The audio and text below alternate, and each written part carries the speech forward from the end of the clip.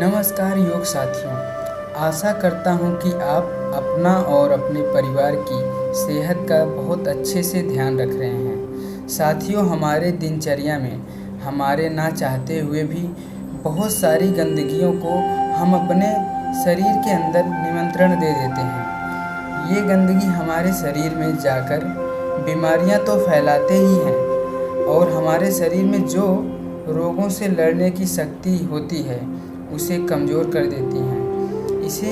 इस गंदगी को हम योग के द्वारा कैसे शरीर से बाहर निकालें, आइए जानते हैं। आज मैं ऐसी क्रिया करवाने जा रहा हूँ जिससे मस्तिष्क और विचारों पर सकारात्मक प्रभाव पड़ता है और जिससे भूलने आदि की दिक्कत नहीं होगी तथा कफ संबंधित किसी भी प्रकार का रोग नहीं होगा।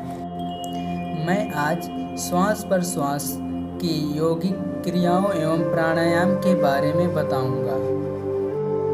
जैसा कि शास्त्रों में लिखा गया है कि प्राणायाम के अभ्यास से पहले षटक्रम और आसन का अभ्यास कर शरीर को शुद्ध किया जाता है।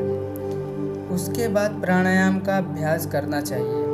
ध्यान रहे, किसी भी योगिक क्रिया के अभ्यास से पहले हमें शौच आदि से निवृत्त होना चाहिए।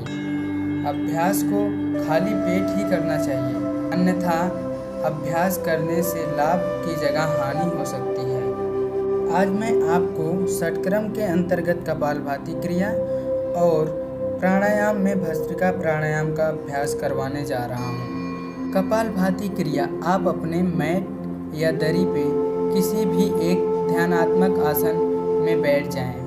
पद्मासन, सुखासन, सिद्धासन और अपने दोनों हाथ की ज्ञान मुद्रा बनाकर घुटने पर रखें। फिर उसके बाद कमर गर्दन बिल्कुल सीधा रखें। आँखों को कोमलता से बंद करें।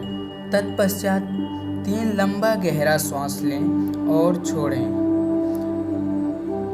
फिर श्वास लें, वेग पूर्वक श्वास को बाहर छोड़ें। ध्यान रहे कि आप श्वास को सिर्फ छोड़ने पर ध्यान दें। श्वास अपने आप ही पूरक होगा। इस क्रिया को लगातार कम से कम 10 बार करें।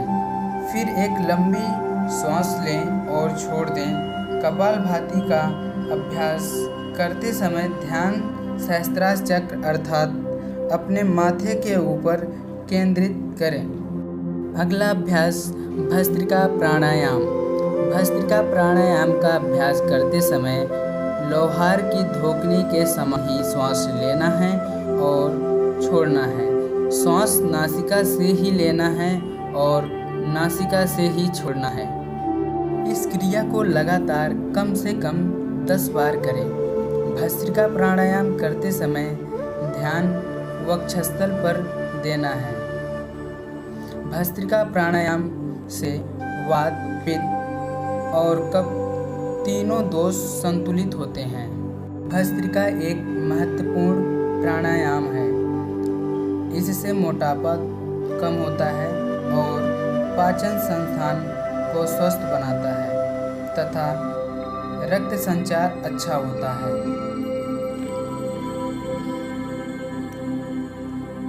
यदि आपको हाई बीपी की दिक्कत हो तो आपसे अनुरोध है कि किसी योग गुरु से सलाह लेकर ही करें। यदि जल्द ही पेट का ऑपरेशन हुआ है तो इस अभ्यास को ना करें। कम से कम 6 माह या साल भर तक रुकें।